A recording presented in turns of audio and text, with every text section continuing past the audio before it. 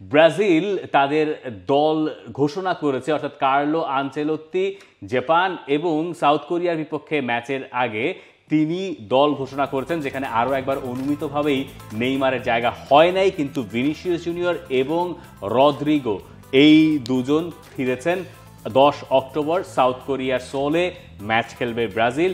এরপরে আরও একবার 14 অক্টোবর মানে পরেরটা হবে আপনার জাপানের সাথে, আর প্রথমটা হচ্ছে গিয়ে আপনার দক্ষিণ কোরিয়া।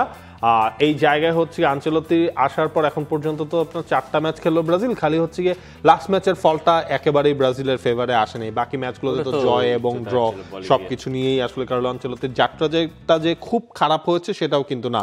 এখন আসলে কার্লো আনচেলত্তির কি দরকার, সেই কম্বিনেশনটা আসলে বের করা। আপনি ভিনিসিয়াস রদ্রিগোকে আপনি লাস্ট কলাপের সময় আপনি ডাকেন নাই, এই অক্টোবরের সময় আপনি ডেকেছেন, এবং ভিনিসিয়াসও দুর্দান্ত ফর্মে রয়েছে, রদ্রিগোর ক্ষেত্রেও সেই জিনিসটাই হয়েছে। বসুন্ধরা টিস্যু, অশুদ্ধতার বিরুদ্ধে এক বিন্দুও ছাড় নয়। ওভারঅল তাদেরকে নিয়ে আনচেলত্তির এখন ওই মিশনটা, মানে সামনের ওয়ার্ল্ড কাপের জন্য ওই সেট আপটাই এখন ক্রিয়েট করতে হবে। খুব বড় যে আপনার নাম মিসিং আছে, অ্যালিসনের কথা আপনি বলতে পারেন। অ্যালিসন হচ্ছে গিয়ে লিভারপুলের হয়ে লাস্ট ম্যাচটায় তিনি ইনজুর্ড হলেন চ্যাম্পিয়ন্স লিগের ম্যাচে, সে কারণে অ্যালিসনকে রাখা হয়নি। মার্কিনিয়াস ইনজুরিতে রয়েছেন, মার্কিনিয়াসকে রাখা হয়নি।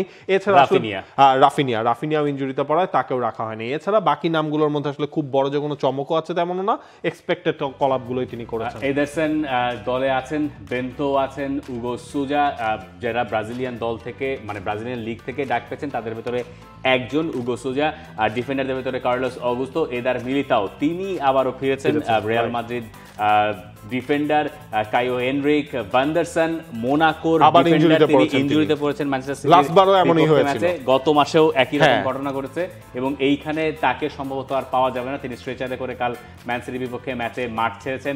Douglas Santos, Fabrizio Bruno, Gabriel মাগালেস, Beraldo এবং ওয়েসলি, এই হচ্ছে তাদের গোলকিপার এবং ডিফেন্ডার। এই জায়গাটায় আপনার আসলে দেখতে চাই যে ডিফেন্সে তাহলে হচ্ছে কার্লো আনচেলত্তি আপনার কাকে এডার মিলিতাওকে তিনি কি আসলে আরেকটু নিয়মিতভাবে সুযোগ দেবেন নাকি? আমার কাছে মনে হচ্ছে বেরালদো সেখানে একটা কল আসলে ডিজার্ভ করে। তবে যখন আপনার কাছে এডার মিলিতাও আর গ্যাব্রিয়েল মাগালেস থাকে তখন আপনার কাছে আসলে আর অপশন কিছু থাকে না। মিডফিল্ডে Andre, Bruno Guimaraes, Joelinton, Casemiro, Joao Gomes এবং লুকাস পাকেতা আরও একবার সেখানে ডাক পেয়েছেন।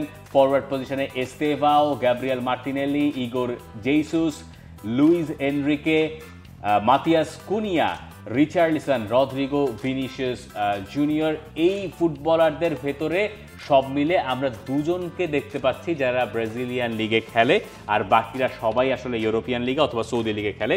এর পেছনে একটা কারণ হিসেবে কার্লো আনচেলত্তি এটা দেখেছেন যে ব্রাজিলিয়ান লিগ থেকে সাউথ কোরিয়া জাপানে উড়ে গিয়ে খেলে টেলে আসাটায় একটা বড় ধরনের জেট ল্যাগের ঘটনা ঘটতে পারে এবং টাইমের ডিফারেন্স অনেক, তো এই কারণে তিনি ব্রাজিলিয়ান প্লেয়ারদেরকে এই উইন্ডোতে সুযোগ কম দিয়েছেন। এটা হচ্ছে তার ব্যাখ্যা। নেইমারের ব্যাখ্যা, নেইমার ইনজুর্ড, গতকাল সান্তোসের ম্যাচ ছিল, সান্তোস 1-1 গোলে ড্র করেছে। নেইমারকে আমরা দেখেছি স্টেডিয়ামে বসে বসে খেলা দেখছেন। ভিনিসিয়াস আর রদ্রিগোর ফেরাটা গুরুত্বপূর্ণ ছিল। ভিনিসিয়াস আগেরবার 1 ম্যাচ সাসপেন্ডেড ছিলেন, ওই কারণে তাকে 2 ম্যাচেই ডাকা হয় নাই, এইবার তাকে আনা হয়েছে এবং ভিনিসিয়াস এমন একটা সময় আসছেন যখন রিয়াল মাদ্রিদ তার জায়গাটা হয়তো পুরোপুরি পাকা ছিল না, কিন্তু সেটা তিনি পাকা বানিয়ে নিচ্ছেন।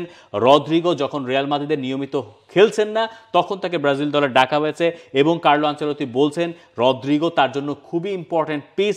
রিয়াল মাদ্রিদে আমার ধারণা তিনি নিয়মিত খেলতে পারুক অথবা না পারুন, এখানে কার্লো আনচেলত্তি প্রেফার করবেন আসলে সবসময় একটা পজিশনে রদ্রিগোকে। দেখেন রদ্রিগোর হচ্ছে গিয়ে পারফরমেন্সের কিছু ঝলক তো আমরা লাস্ট ম্যাচেও দেখলাম, যখন তিনি বদলি হিসেবে নামলেন, মানে অসাধারণ তিনি খেলেছেন, তার ওই অ্যাসিস্টারও হচ্ছে ক্রেডিট দিতে হয়। বাট আপনি হচ্ছে ফরওয়ার্ড লাইনের নামগুলো যদি আপনি খেয়াল করেন, মানে এই যেহেতু আপনার ভিনিসিয়াস এবং রদ্রিগো ফিরলো, আপনি সেখানে এস্তেভাও আপনার এখানে আছে, গ্যাব্রিয়েল মার্টিনেলি গতকালকে রাতেও আসলে তিনি গোল করলেন, ম্যাথিউস কুনিয়া আছেন, রিচার্লিসন আছেন, ইগোর হেসুস আছেন, মানে এই জায়গাটায় হচ্ছে কার্লো আনচেলত্তির সবচেয়ে একটা স্টার ডাস্ট সেট আপ কিন্তু তার এখানে ক্রিয়েট হয়েছে।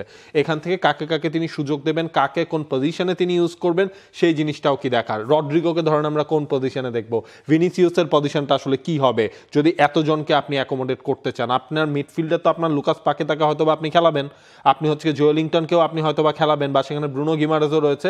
ওই সামনের পজিশনগুলো নিয়েই আসলে কার্লো আনচেলত্তি এই যে ওয়ার্ল্ড কাপের বাকি যে আপনার কয়েক মাস রয়েছে সেই সময়টাতে তার এই কাজটা করতে হবে। ওই যে ফরওয়ার্ডের কথা বলছিলেন না যে সবাই আছে, মানে তারা ফুটবলার আছেন, সবাই মোটামুটি নাম করা, কিন্তু none of them are proven, including Vinicius Junior, national টিমের জার্সিতে ব্রাজিলিয়ান। তো টাইম আসলে খুব বেশি নাই, যত দ্রুত সম্ভব তাদেরকে ওই টিমটা অন্তত পক্ষে বের করতে হবে, মানে একটা সেট আপ যে এই 11 আমার হচ্ছে বিশ্বকাপে যাচ্ছে, এই 11-এর হয়তো কয়েকটা অংশ বিশ্বকাপে গিয়ে চেঞ্জ হবে বা বিশ্বকাপের আগে গিয়ে চেঞ্জ হবে। আজকে ওয়ার্ল্ড কাপের বলটাও ঘোষণা করা হবে, নতুন কি বল দেওয়া হচ্ছে, সেখানে একটা দারুণ ছবিও আমরা দেখেছি, তাই না? অ্যাডিডাস যেটা দিয়েছে। আর্জেন্টিনা এখনো দল ঘোষণা করা নেই, আর্জেন্টিনারও ম্যাচ রয়েছে, তাদের দল ঘোষণা করা হবে। আপাতত লাতিন আমেরিকার টিমগুলোকে এই বিশ্বকাপের আগ পর্যন্ত খেলতে হবে সব ফ্রেন্ডলি ম্যাচ, কারণ তাদের সামনে আসলে বিশ্বকাপ বাছাই আগে আর কিছু নাই, কম্পিটিটিভ ম্যাচ আসলে তেমন কিছু আর বাকি নাই। For more updates, subscribe to our YouTube channel and click on the bell icon. Follow us on Facebook and Instagram. Download T-Sports app to enjoy exciting games and highlights. Visit tsports.com.